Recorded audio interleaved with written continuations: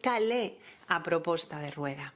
Nun asunto central para o país, Rueda non ten ningunha proposta. Estos días estáse falando moito sobre unha proposta de novo modelo de financiamento. Seguro que escoitaches falar algo do tema. E este é unha cuestión moi importante porque dese financiamento van a depender os recursos que imos a ter no futuro para a sanidade, para a educación, para a dependencia ou para un problema tan importante como é a vivenda. O Estado presenta unha proposta que é discriminatoria e que, fixadevos, isto xa non o dio BNG, dio Consello de Contas. Temos un infrafinanciamento dos nosos servizos públicos de 1.500 millóns de euros cada ano. Cal é a proposta de Rueda?